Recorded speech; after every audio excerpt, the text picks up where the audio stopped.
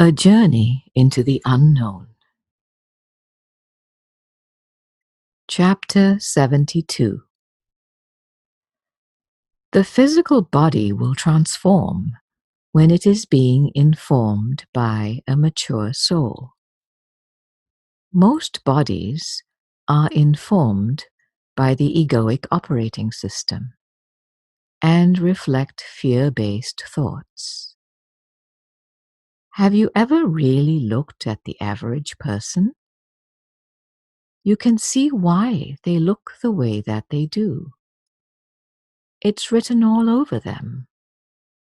You can see tension, anxiety, depression, and anger in the ways people look and present themselves, with clothing, jewelry, piercings, and tattoos. These things in and of themselves don't necessarily mean anything, but they are used to present an image, a way of sending the world a message about identity. You are probably not concerned with image or how people perceive you, because once spirit takes charge, you are all about presence. You can adorn the body as you wish, or be a nudist. It doesn't matter in the slightest. The body is now a temple for the light within. How will the body reflect the new tenant? It will become sick rarely. It will better be able to communicate what it wants to eat, and when it needs fresh air and a walk or a bike ride. It will be accepted as it is, warts and all. A soul will love the body's grey hair and an older man's protruding midsection, and will therefore probably not be bothered by them. Maybe a soul's body looks like a gym body, but it probably won't, and a mature soul will not seek to torture itself with excessive exercise and dietary supplements in order to achieve some egoic ideal body type. We love our wrinkles and the size of our lips, and will not be spending money to look younger. We are fine just the way we are. Acceptance is the fruit of spirit. When the soul takes charge, the light will permeate every pore, and everyone will know who you are in truth. Chapter 73. Are you willing to leave everything behind? What if we told you that your services were required elsewhere? A different town, a different city, a different state, a different country? What if all the details fell into place, and you knew without a shadow of doubt that we were paving the way for you to go elsewhere and fulfill a specific purpose there? Would you go? Or would you give us a list of reasons why you couldn't do that? It would be too scary, too uncertain, too hard. I'm telling you now that many, if not most of you, will be given the call to relocate. You can either look at this through the eyes of the ego and stamp your feet because of how unreasonable the request is, or you can look at this through the eyes of your soul and jump at the opportunity. We see the big picture and know where saints' skill sets are most needed. There aren't that many of you at this time. You would populate a large town. We have to utilize our resources to maximum advantage. Your small lives and your illusion of control are over. You exist to serve love and to serve God.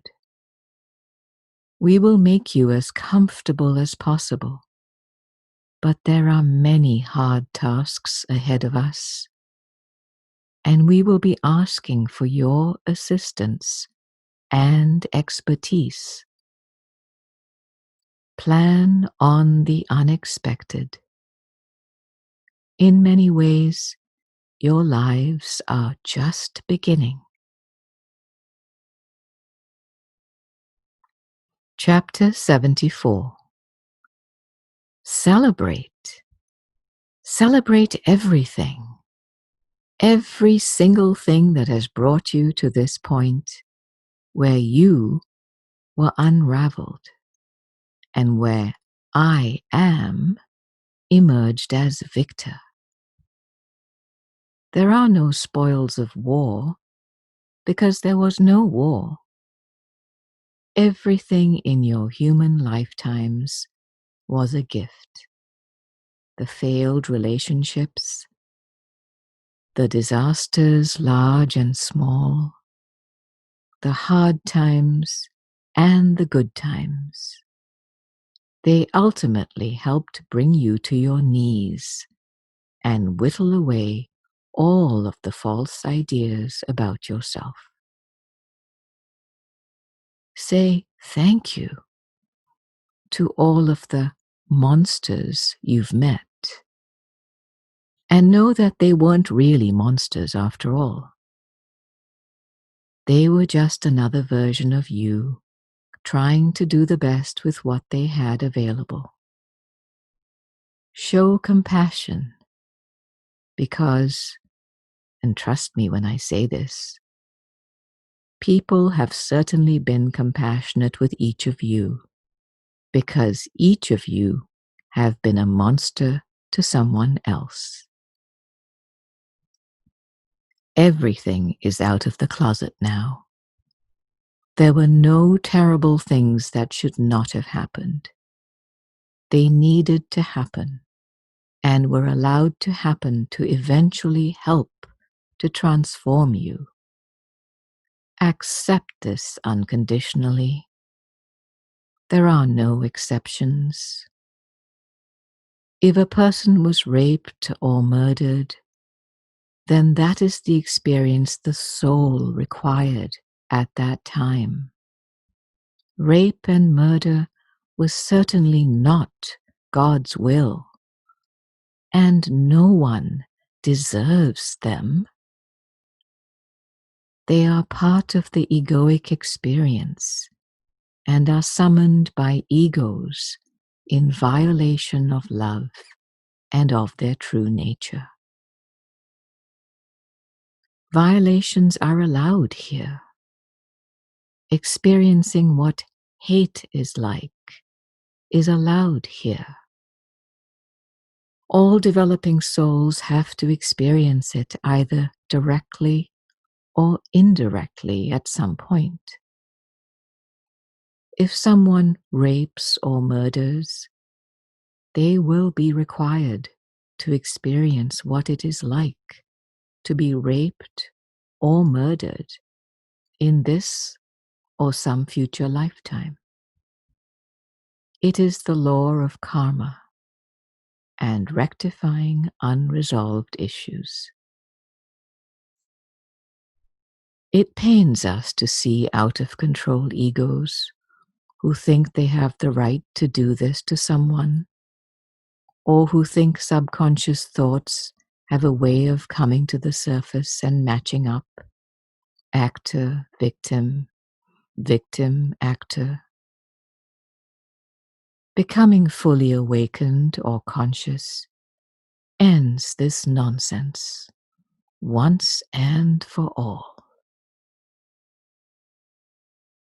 Chapter 75. We greet those who leave your world when they arrive on this side of the veil. Some choose to stay close to the familiar, to what they had grown accustomed to. We allow that. We honor free will in and out of the body. Most change their minds eventually, cross over and join us. The invitation is an open one. Those who have lingered on the earth have told us that they tasted individuality and were afraid of losing it once fully committed to crossing over. The truth is, however, that you retain a degree of individuality while feeling connected. It's the best of both worlds. You can have your cake and eat it too. There are no two souls that are exactly alike. That is what is so amazing about God. In Earth time, we greet hundreds of souls every second and say goodbye to hundreds who are headed towards the Earth. It's quite an amazing process. The ones who leave the 3D worlds died in a variety of ways, some ghastly and some quite beautiful. They are completely unharmed and are grateful for their experiences in the various schools, because that is precisely what they are. All experiential schools teach the same thing in trillions of unlimited ways.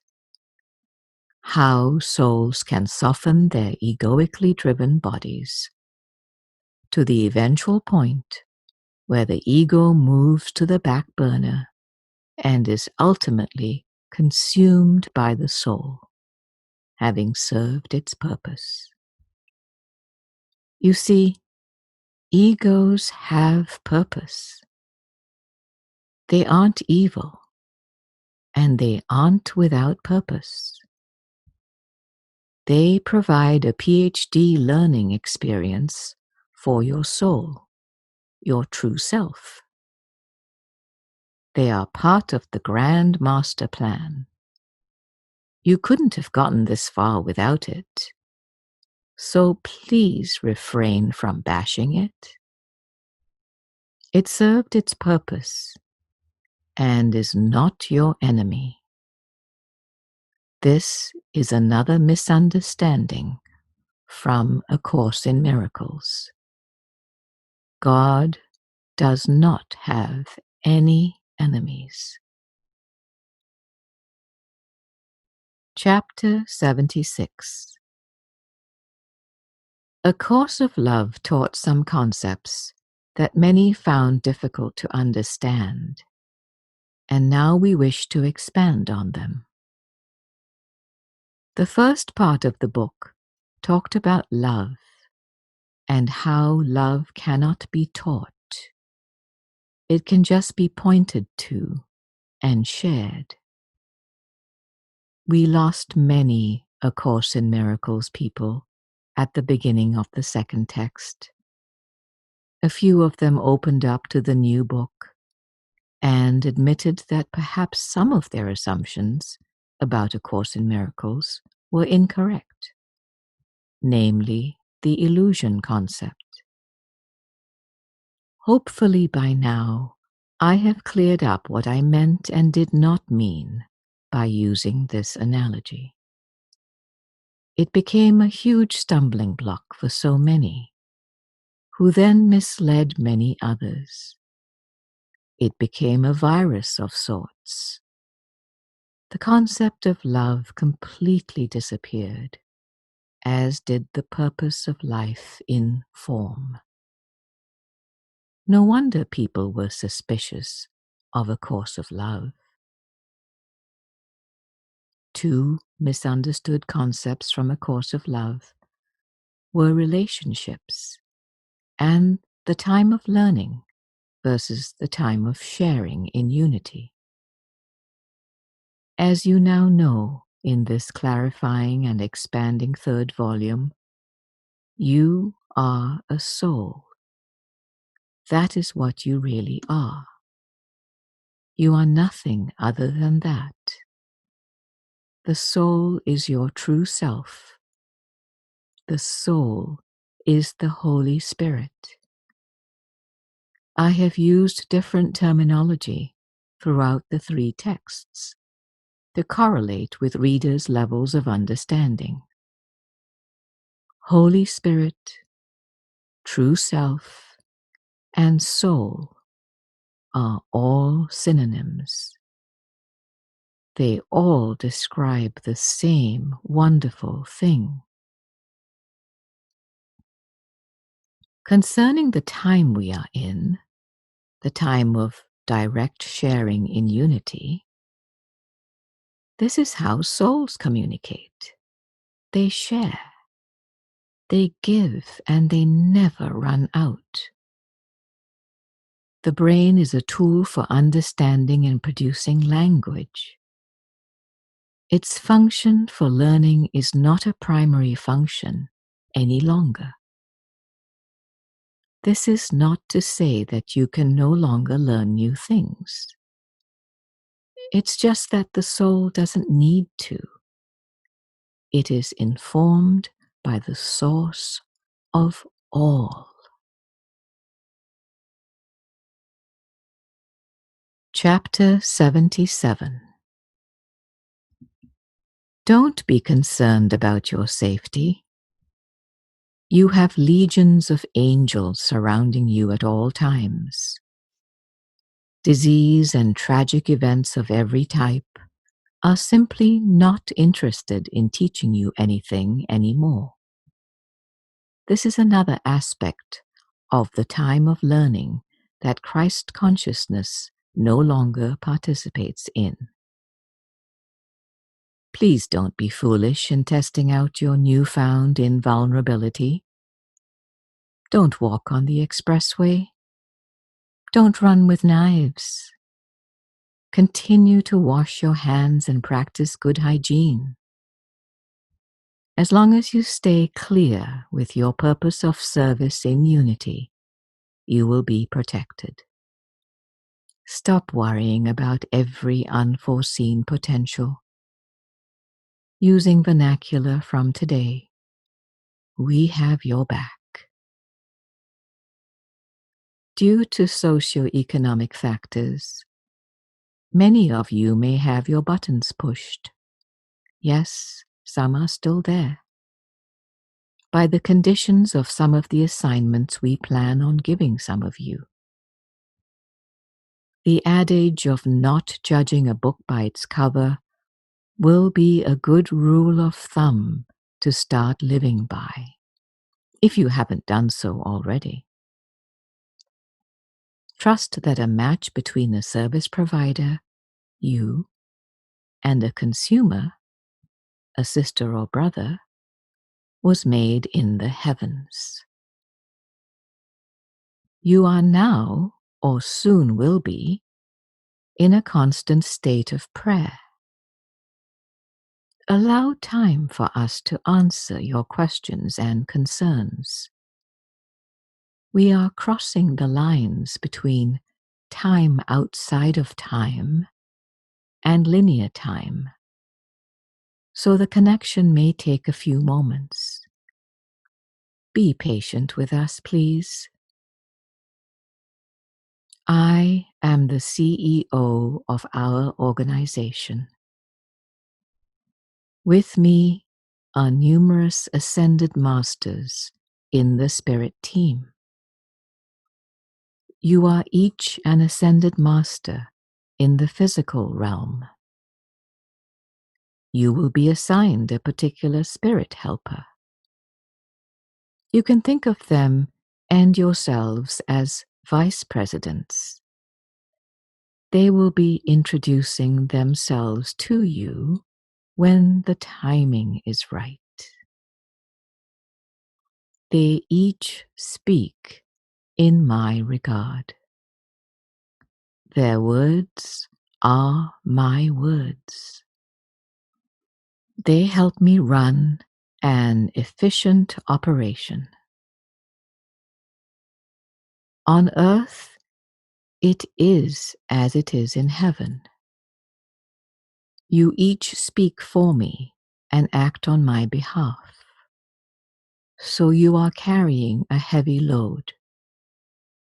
You have a staff of angels, and you have a co-vice president on this end to help you accomplish our goals. You have unlimited resources. You don't have to worry about what to say. Trust that you will say just the right thing in just the right way. You are our vessel, and we will move you to say and do just the right thing at the right moment. Chapter 78.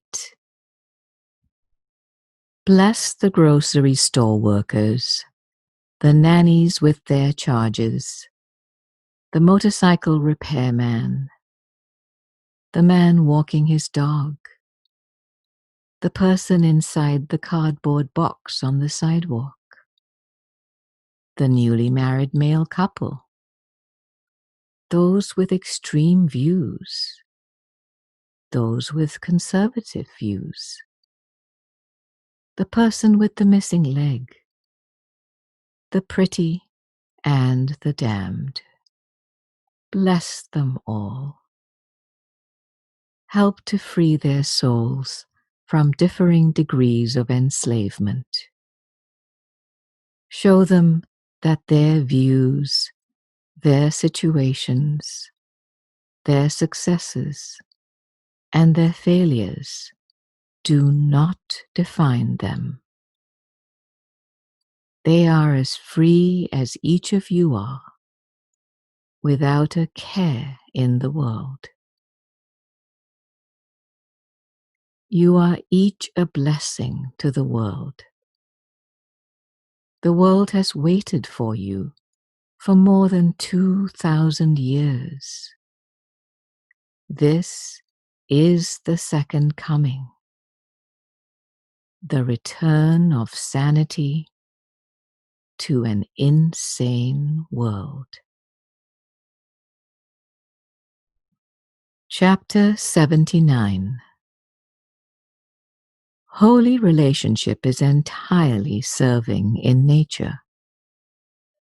The same cannot be said of human relationships. Unity is to be in holy relationship to God and to the God in everything. It's an entirely different kind of relationship. This will be a new and difficult transition for the next waves, as it was for each of you. Humans are largely reactive. Someone says something to you. You respond by agreeing and elaborating from your own experience, or by disagreeing. Human relationships are built on, I'll scratch your back if you scratch mine. Family relationships are often built around the idea of, we're stuck with each other. We might as well make the best of it. Being right, holding grudges, and attacking each other's character flaws are woven into human relationships. When people find out about their true identity, who and what they really are, they start to loosen their attachments to their old ideas about identity. This can be a lengthy process, as each of you can attest to. Another person is not really another person. They are another soul experiencing different and similar things. On a deeper level, there really aren't other souls. We are one united soul.